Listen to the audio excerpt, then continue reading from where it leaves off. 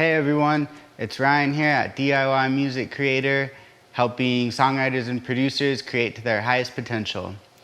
So I've been at my parents' house all week, and today I'm recording some vocals for my mom. She's gonna put some harmonies on a song that I had released for my project, SVNZEVS, and then she also wanted to sing a worship song. So I wanted to make a video documenting how we might go about setting up DIY acoustic treatment to get the best quality recordings when we're on location somewhere. There are a few things that I want to watch out for. So one thing is I want to record kind of away from the walls, towards the center of the room. The other thing, I did see this carpet right here. So we're probably going to move this table out and then have her stand on the carpet towards the middle. And then she also had this background stands that she sets background on for videos. So we were gonna set this up and see if we could put a thick duvet on it and hang that up behind her so that any reflections bouncing off the wall will hit the duvet and not go back into the microphone on the way back. So we're gonna go ahead and set it up and get to working, and I'll show some sound examples at the end to see how we did. So hopefully it sounds good. Self-obsession, it gets the best of me, a deep depression. In touch with the lesser me, get above the smoggy city, even if only to see that self-obsession. It makes a mess of me.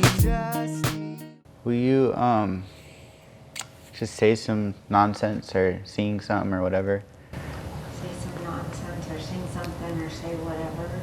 Oh my gosh, the whoa-oh-ohs are going to be the whoa.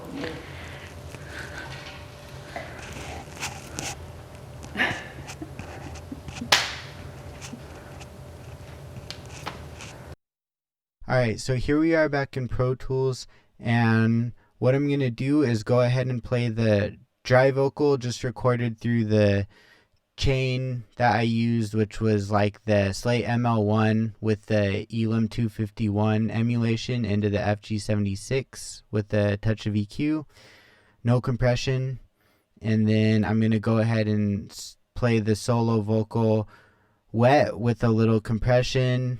Well, actually a good amount of compression, let's be honest, and a little bit of a plate reverb. And then I'm going to go ahead and play the vocal in the context of the track to see how it sounds. So here is just the dry vocal. When these eyes have lost their patience and their precious pride, I want you to come with me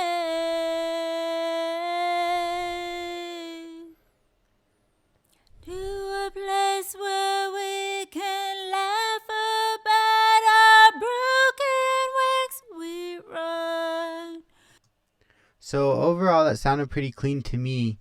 I think on the word hour, when she got really loud there, it did excite the room a little bit, but it wasn't in an unpleasant way to me. So I actually didn't mind it, but we'll see how it sounds with the track. But here it is by itself again, but just I added the distressor here and then little RVox limiting plate. Let's see how it sounds. When these eyes have lost their patience and their precious pride, I want you to come with me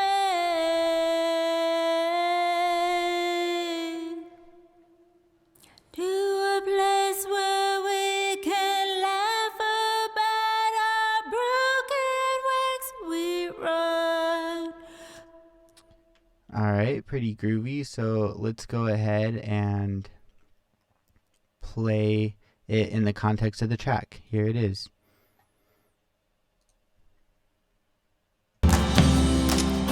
When these eyes have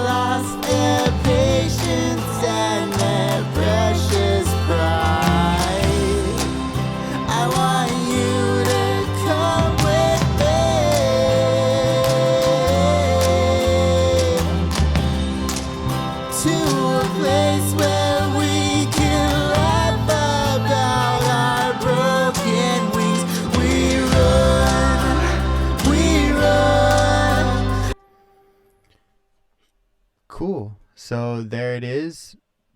My mom singing on a song I wrote. Pretty awesome. Never thought I would record that, but we had a blast.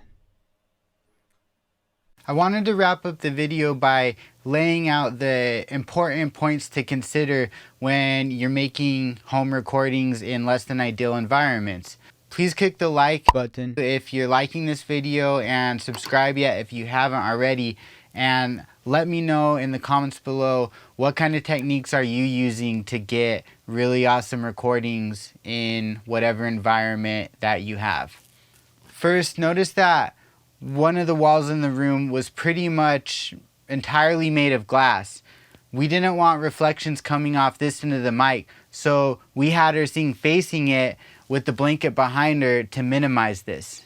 Quick tangent. Another benefit to this in this case was that the singer got to look out at a beautiful backyard and pool, which is probably more inspiring to look at while you're singing than a kitchen.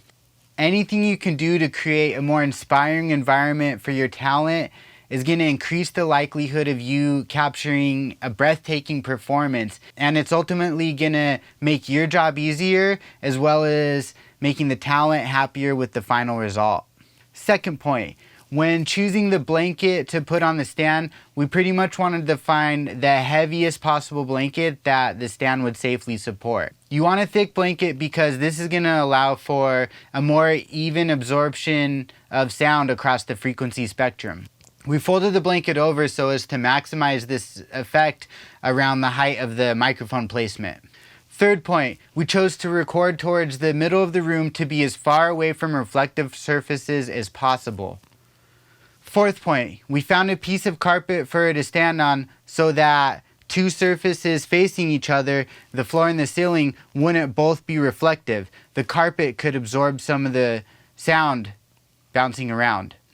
Now, one thing that would have made this setup even better in our case would have been if we were able to find a second structure to lay another blanket on. So that way, say if the microphone capsule was this finger and the person singing into it was behind it and they were this one, you can make a V shape behind the singer and around the capsule so as to greater tame the reflections from the sides of the capsule from getting in to the recording.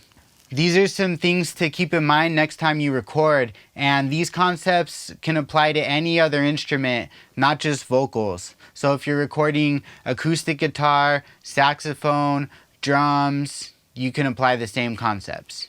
And again, I'd love to hear what some of you guys are doing to get clean tracks in less than ideal environments. If this video was useful to you, definitely press or smash or caress that like button, subscribe, and most importantly, make some beautiful music today.